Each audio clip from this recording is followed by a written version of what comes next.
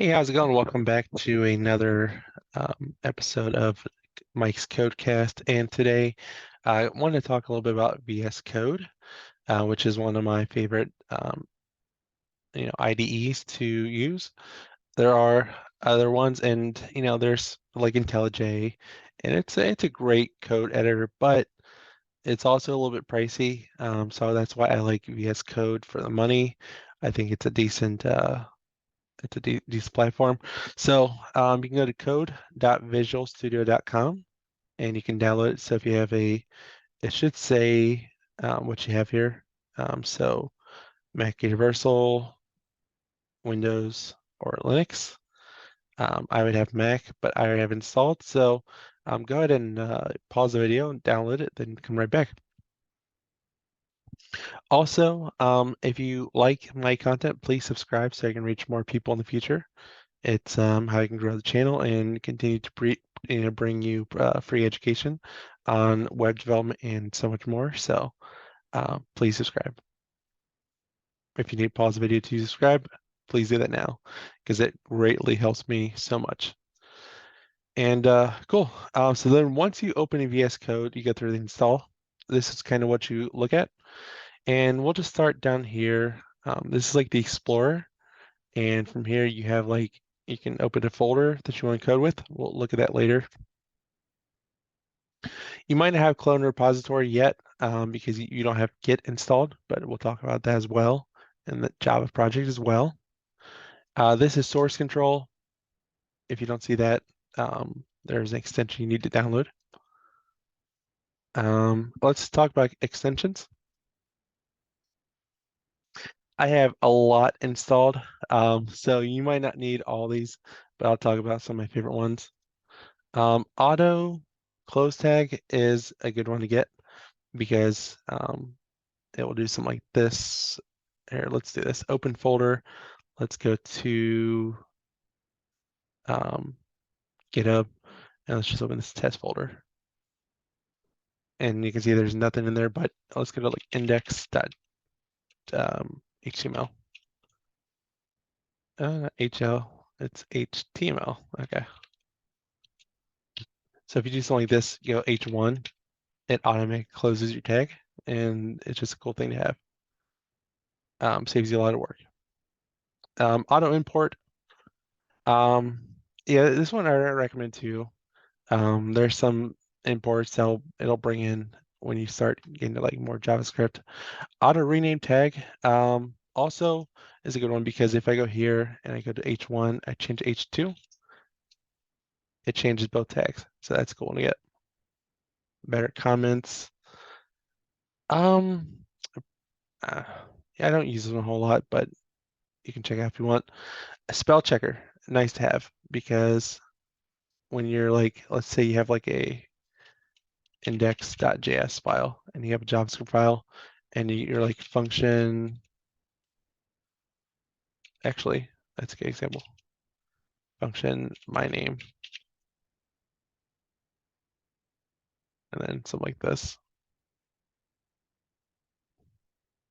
You can see here that it's unknown word. So it's like, did you mean function? Yes, I did. So, and that'll save you some hassle, when you can like bigger projects because there are things that are like, commonly misspelled that it'll catch for you. So it's like spell check, but for code. So definitely recommend that one. Color highlight. This one's cool. Highlight web colors in your editor. So if you have like these color codes, it'll actually show you what color it is. Super cool. It's great for CSS. Debug for Java. Obviously, if you have Java, you can use that. Docker is cool if you use Docker. Right away, you don't need though. EJS snippets. If you have EJS, but otherwise, ES7 React. I'd say this is must have if you plan on doing any React development. Definitely recommend this one. And there's ES7 Plus React Redux. Really, when it comes like these snippets, you can really not have too many because you'll just find there's many use cases. ESLint, definitely a good one to get. Um, Golang is cool. If you want to develop in Go, that's the extension you'll need. Copilot's kind of cool. We'll talk about that in a separate video, but it basically kind of helps you out with some of your coding a little bit. So it uses like AI to kind of help you code a little bit. It's not, you can't rely on it too much, but it is useful at times. Indent rainbow is nice. You'll see here if we go back to my HTML file and I go like, paragraph, or let's say it was like, so let's say you had like a div, right? And as you can see there, there's indent there, that color. That's what that is. So let's say there's another div and you go down here and put like another H2. There you go. So you have this yellow and then the next level indent is like this green. So just makes it a nice visual for indentation. I like it. IntelliCode, I'm not sure what this does. It says AI, it says development, but you can download it because it is recommended. About 25 million people downloaded it, but I don't think it does a whole lot. So if you don't download it, I don't think you're missing much. ES6 code snippets, same thing. It's not too bad. Live server, this one's a must have, I think. So this is cool because what this does is, let's say you want to do, a live server and see what your index looks like. So if I format this, right, and I get rid of this one, and then I get it to go live, and it'll actually spin up a server. This 127.0.0 at 5500. So pretty cool. Live reload is not possible without header and by tag, sure. Because I don't have that, but that's fine. Live share is super cool. So you can actually code with peers that you invite. So that one's actually down here. So if I click share and I give you the link, you can code right in the editor with me. So that is super useful from time to time. Any other big ones? NPM IntelliSense, good thing to have. I like this theme, One Dark Pro. It just kind of gives it this color theme, like different colors. Nice to have. Prettier code formatter. Definitely recommend this one. It's like one of the bigger ones out there, 27 million downloads. So it's worth a download. Quokka, yeah, it's okay. Don't really recommend it right now. Any other big ones for now? That's about it for now. I don't really recommend any other ones, but you'll find as you go along, if you need something, you can just go to this tab here, and let's say I was gonna do like PHP, right?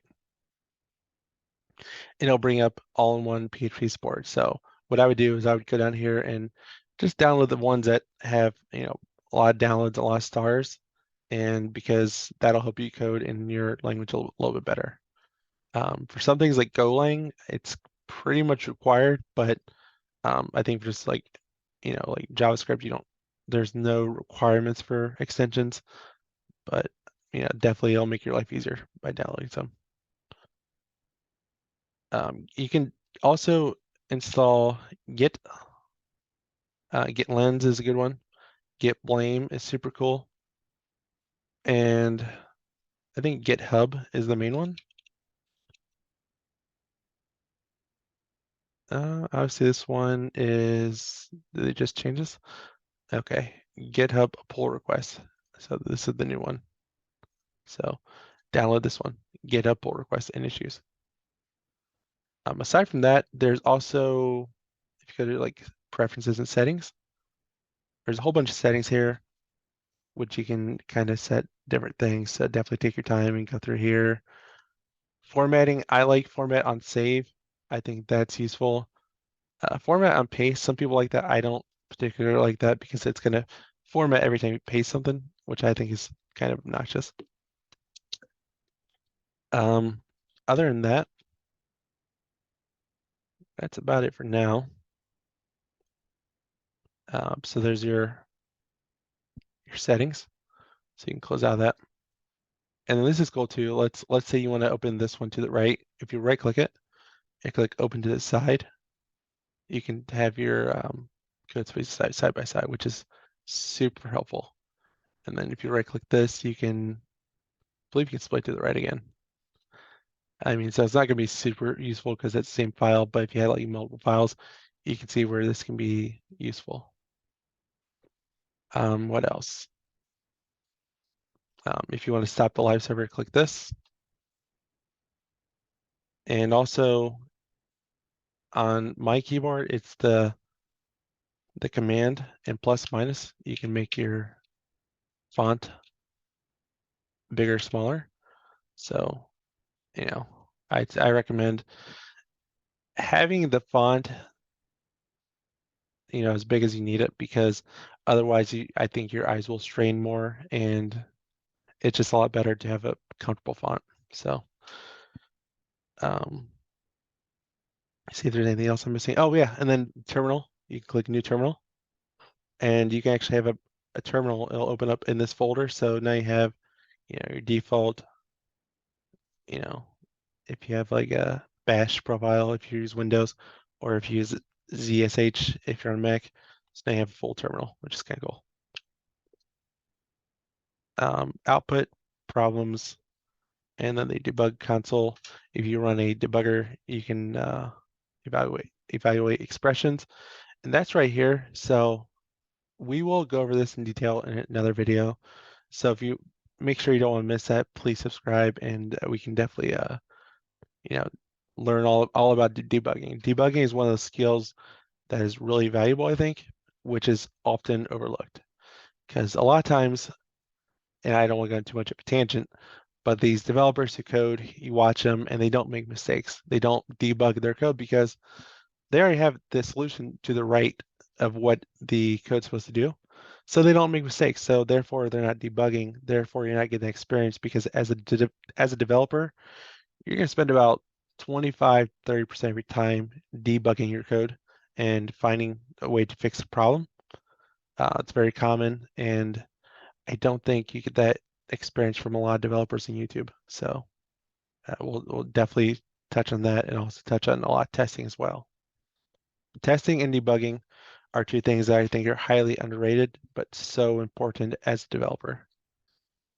So that's about it for today. I just wanted to show you some of my favorite extensions.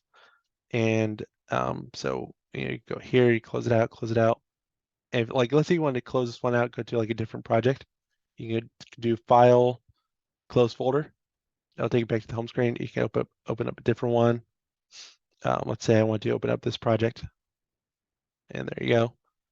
And this is a dark mode project, which I think we'll cover in a different video. It's kind of cool. But yeah, if you have any questions, leave me a comment down below and I'll be sure to answer. Otherwise, thanks for watching, and we'll see you next time.